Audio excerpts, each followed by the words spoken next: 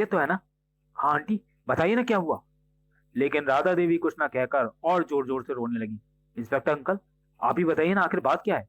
बेटे, तुम्हारे पिता कल रात से रहस्यमय तरीके से लापता है। और ये प्लास्टिक की शीशी जो कि तुम्हारे पिता के बेडरूम से मिली है, से हमें यह संदेह है कि उनका किन्हीं चालाक बदमाशों द्वारा अपहरण किया गया। क्या?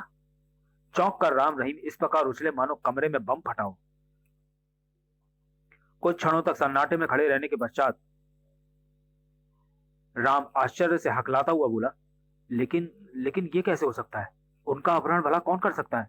मैं कुछ नहीं जानती बेटे, मुझे कुछ नहीं मालूम।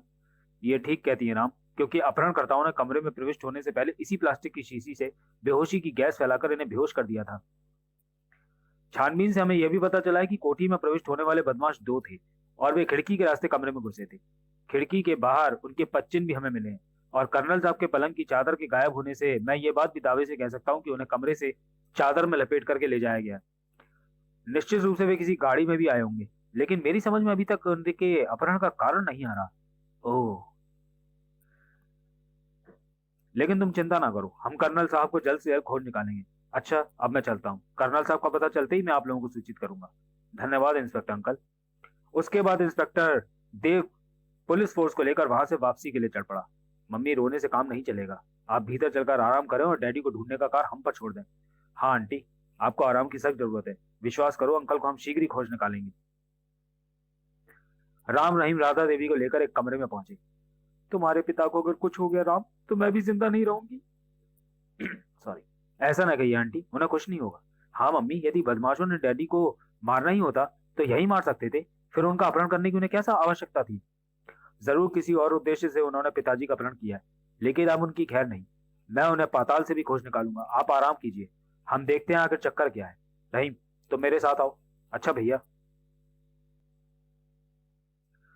फिर राधा देवी को कमरे में छोड़ वे दोनों बाहर निकलकर उस खिड़की के निकट पहुंच गए जहां से बदमाश भीतर दाखिल हुए थे। यहाँ से वे बदमाश भीतर दाखिल हुए थे। ये देखो, उनके पदचिन्ह। भैया, ये पदचिन्ह तो उस दीवार की ओर जा रहे हैं। दोनों पदचिन्हों के सहारे सहारे आगे बढ़े। शायद वे दीवार फांद कर ही भीतर दाखिल हुए थे। बड़ी अजीब बात है, गेट की बजाय दीवार से। पदचिन्ह की एक दीवार की तरफ पदचिन्ह एक तरफ की दीवार के निकट पहुंचकर खत्म हो गए। वे अवश्य इस दीवार को फांद कर आए थे। अरे ये क्या?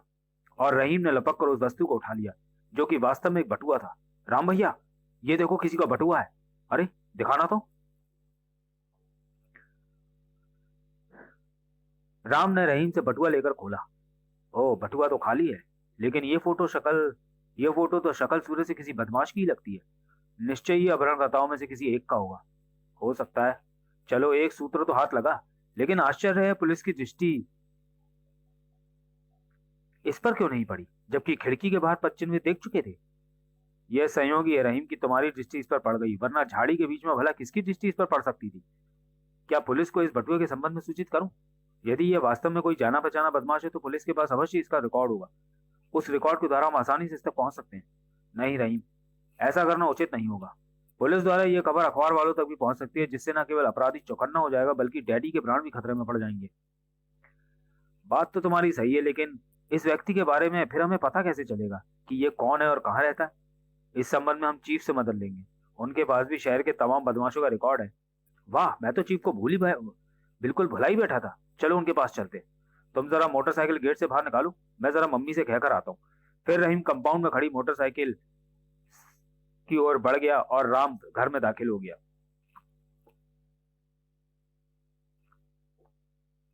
और कुछ देर बाद दोनों मोटरसाइकिल पर सवार हो बाल सीक्रेट सर्विस के हेडक्वार्टर की ओर उड़े जा रहे थे।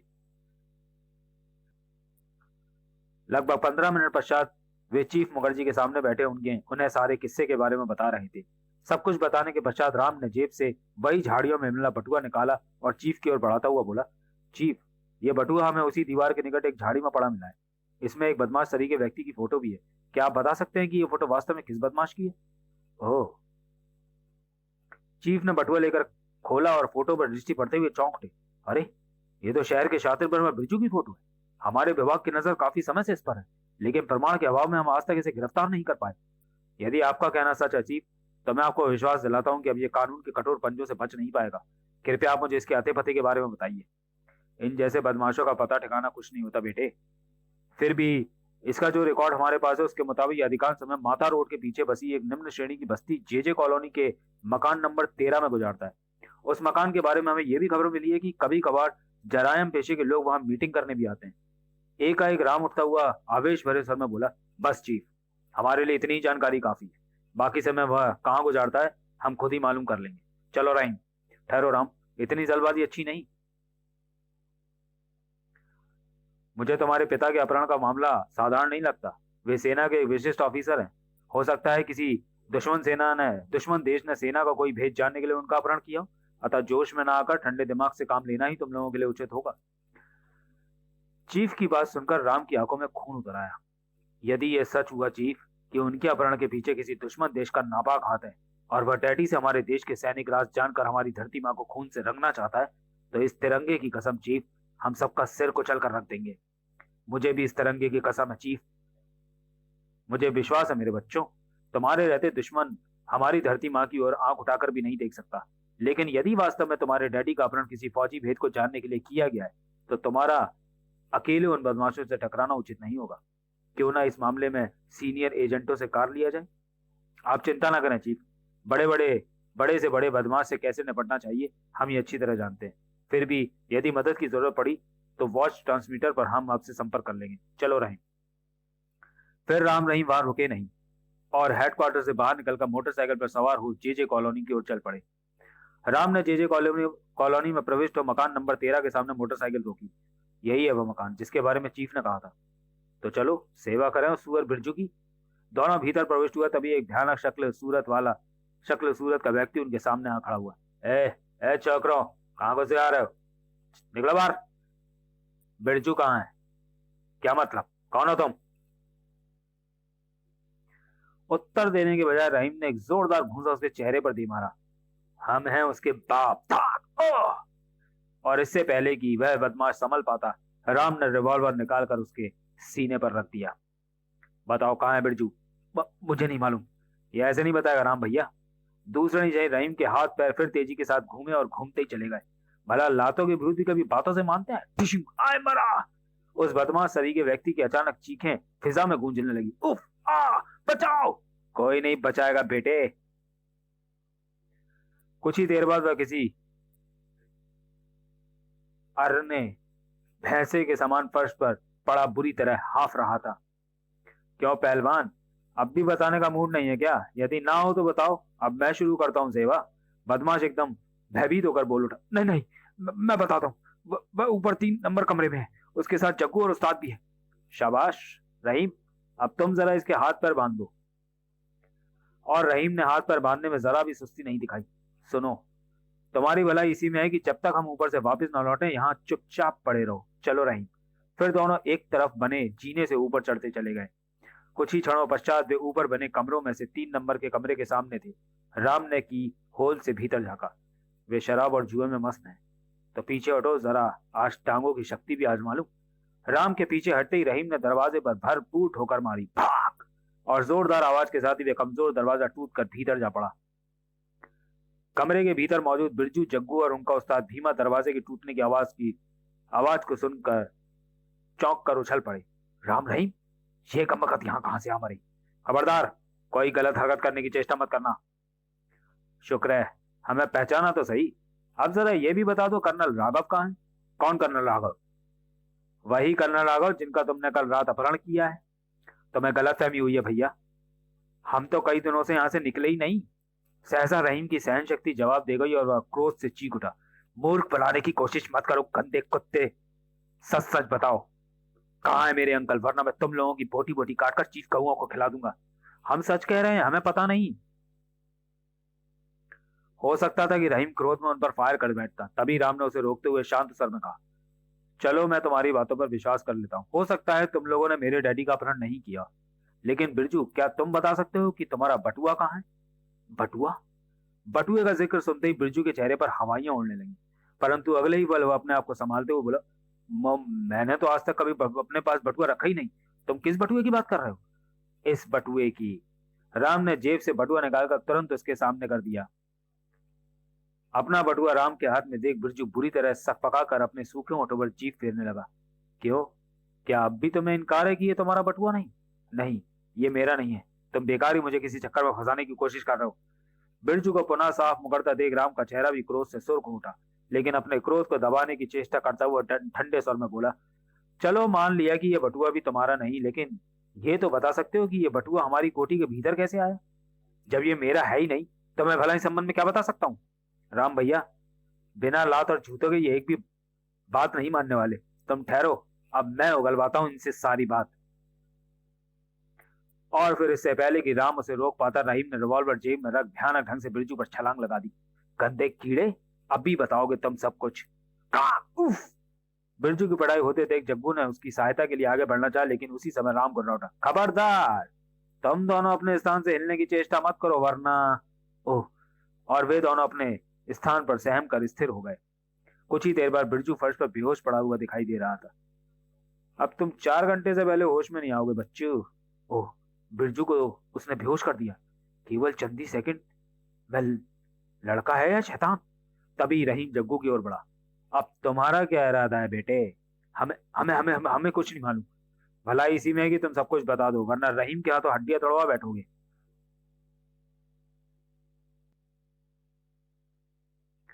और रहीम ने इस बार हिंसक तरीके से अपनी दोनों हथेलियों का प्रयोग कराटे के रूप में जग्गू की गर्दन पर किया और काक आई। तब तुम खुदागंज पहुंचो।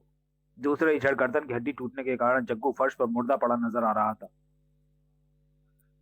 जग्गू को मौत के घाट उतारने के पश्चात रहीम फिर भयानक अंदाज में भीमा की ओर बढ़ा। अब तुम भी मरने के लिए तैयार हो जाओ। नहीं नहीं, मुझे मत मारो, मैं सब कुछ बता दूंगा।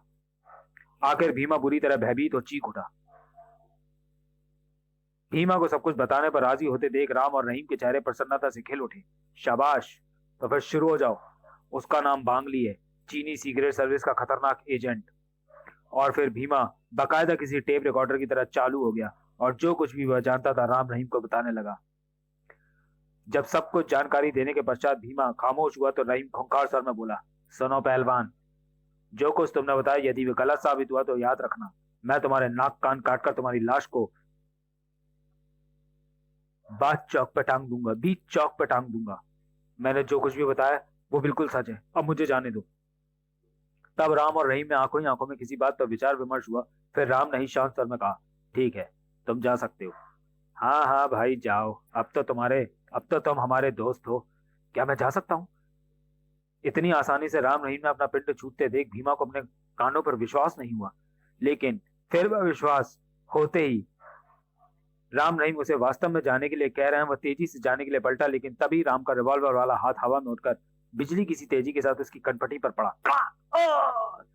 भीमा को एक बार की तो ऐसा ही महसूस हुआ जैसे उसके सिर पर अचानक ही कोई पहाड़ टूटकर आ गिरा हो, और दूसरे ही क्षण वह बेहोश होकर फर्श पर लुढ़क गया।